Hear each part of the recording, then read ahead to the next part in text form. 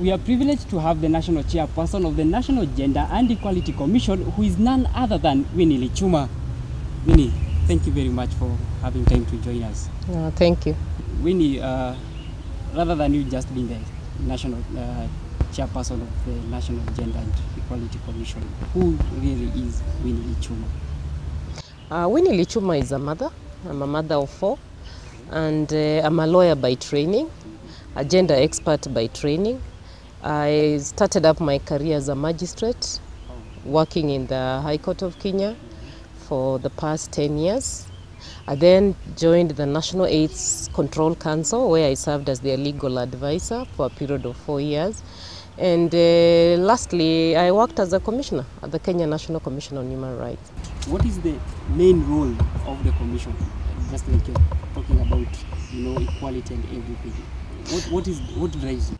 The main role of equality is to promote realization of equality in this country. Equality between men and women under the subtitle of gender, and equality in the way we access opportunities, we access services, be it in education, be it in employment, be it in representation, including political representation. Yes. Shifting on to the political aspect of it, just like you said, within the region, yes, Kenya is far much below other countries, yes, in political representation. Yes. I mean, Kenya is a superpower, and we know this, and we're doing well in athletics, we're doing well in education, we're doing well in other things. But you'll get surprised that the political representation, Rwanda, for example, is at 56.6 women representation, 56.6. South Africa is at 45. Our neighbors Uganda here are at 35. Tanzania is almost at 32, 33. Kenya is miserably at 9.6. So you can see the low representation we are having. So out of the current parliament of 222, I think we only have 22 female members of parliament. Looking at the new dawn of the constitution, yes, here comes the advocacy of political representation by women. Yes. And yet in the current parliament we see the kind of tug of war right now, that they're in a dilemma of like deleting or amending the constitution. I don't know, what is your take on this? I have been following the events in parliament. Sometimes I feel sad, but sometimes I console myself. It's because of our cultural upbringing that it will take us a while to begin to appreciate the constitution. Now, if we look at further what the constitution does provide, then it provides for affirmative action. Affirmative action is a short-term measure that will get us to those levels of equality. And when we talk about equality, we would be very happy to have it at 50-50. But the constitution does provide for 30%.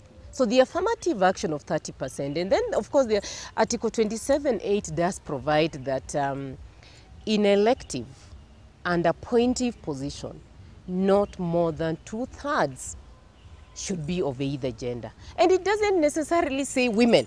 So the principles then, when it brings us down to the political representation, is very interesting.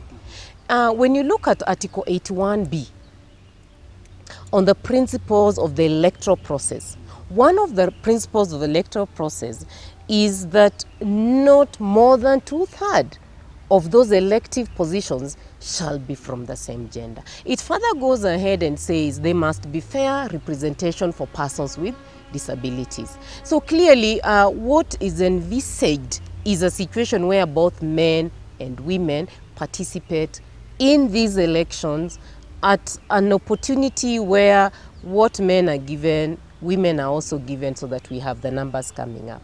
But of course, historically, we know that as a country, we have not embraced the women leadership.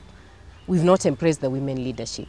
And clearly what then we get to see is a situation where political campaigns, political representation has been left as a reserve for the men.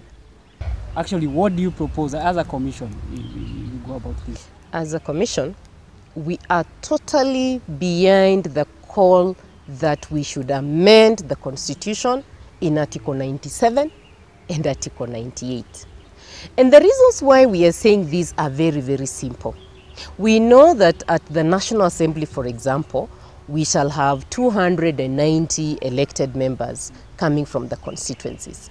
Then we have the 47 seats that are reserved for women county representative. Now, both at the Senate and at the national level, it means that after we've done our elections and we tally, if we don't elect the number of men and women or women to give us their third, we must find a mechanism of getting us to their third for us to comply with Article 81B. That is the mechanism that is missing. And this mechanism, nevertheless, has been provided for in Article 177 at the County Assembly. At the County Assembly, in Article 177, there's that clear provision that says there will be nomination of such special interest groups to ensure the a third rule is realized. So what we are saying is, if we do not amend the Constitution to give us this mechanism to get us to a third representation, then we shall be in a constitutional crisis. A constitutional crisis because Article 81B of the Constitution will not have been complied with.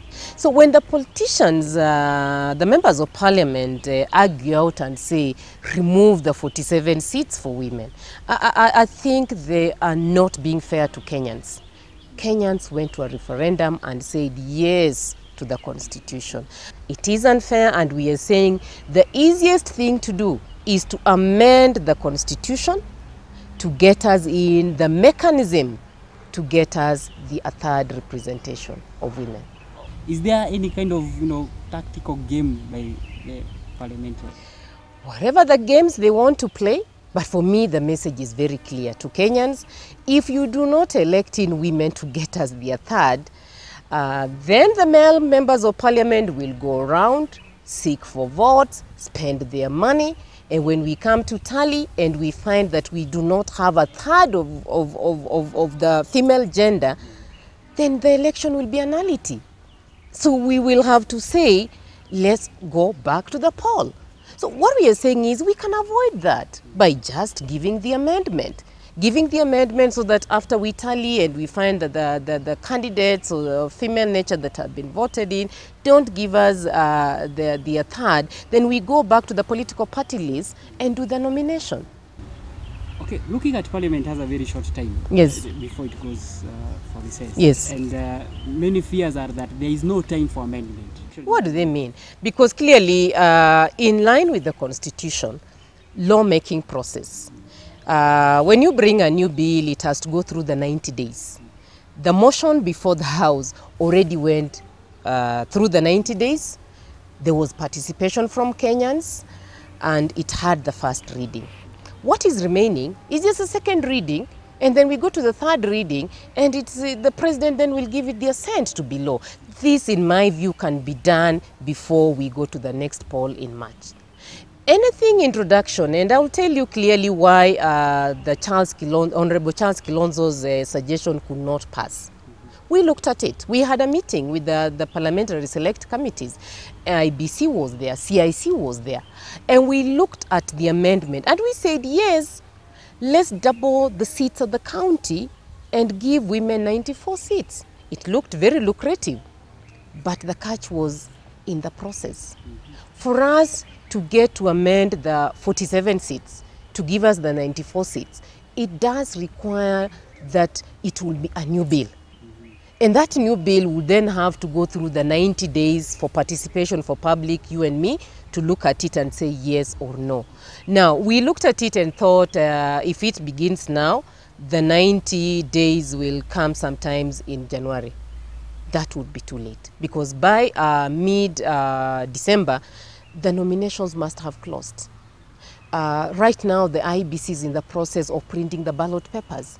So we cannot now in January or February be telling them they now add another session for a second female representation.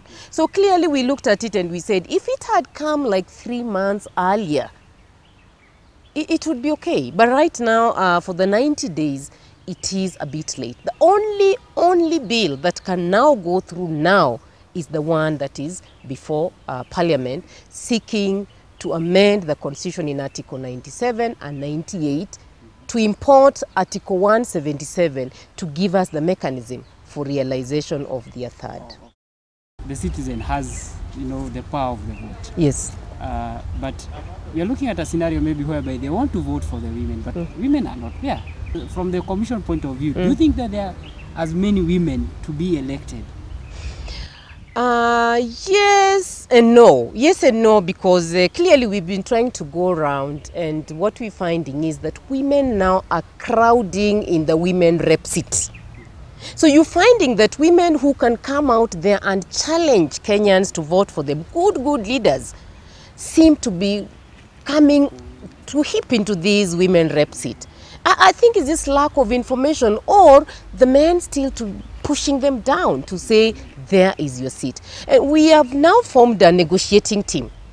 A negotiating team that will try to send out there and negotiate with the women as we're training the women aspirants. What we are telling them is that the women's seat, it doesn't matter. You'll definitely have a woman coming in. But if you're a strong candidate that can go out there and look for the votes, go for the constituency seat, go for the senator seat, go for the governorship seat. Clearly, that is how we will go around to make sure that the 47 seats, which is an affirmative action, comes to an end in a short while. Because affirmative action is not long term. It should be that after a certain set time, and in a country we're looking at, like, for example, 15, 20 years, that women must come out like in these other countries and say, we are here, we don't need affirmative action. We will get into political representation. But as for now, still women are shying away. But the call I'm having for the women is, let them come out, let them join political parties, let them go and contest for those seats. Let them not only look at the women rep seats. The general elections, forthcoming general elections, is it a test for Kenyans in terms of women representation and political? Yes, it's a test for Kenyans. It is a test for Kenyans that Kenyans wise up to the women leadership. Because if you do not give us a third women leadership, then the election will be nullified. We shall be in a constitutional crisis. You will elect your male representation with no mechanism on how to get the female representation on board, and we shall go back to Article 81B and say there is no a third representation of the female gender, and therefore the principle will not have been realized. Because clearly, Kenyans would want to cherish, go to the election once. We do not want a repeat of the post-election violence. We want to have clear winners. And where we do not have clear winners for women, we are saying, give us a mechanism. So for me, I think my parting shot is, His Excellency the President, Honorable Right Prime Minister, and Vice President, the two deputies. The time is now. The moment is now for you to decide that your members do support this amendment. And so when we have the amendment now coming for second reading, either this week or next week, let's have the numbers. I think the problem is we need the majority. So for example, for this amendment to go through, we shall need 148 members. Lately, I don't know why the campaign mood is already in. Parliamentarians mostly are not there. So clearly we need 148 members. And I think the political parties can help us get these members to Parliament when this comes for second reading. Is there a time whereby we shall see the men now fighting for the one-third representation? Certainly, very soon, women are coming. It's a mainstream. The men have been there swimming and swimming. The women have just jumped into the water. They are learning the tactics. And very soon, the women will be. And that is why I like the Constitution, because it doesn't say this a third belongs to women. It's a third of either gender. So clearly, even when women get to surpass, then it will the men who will now be asking us, can we have the third representation?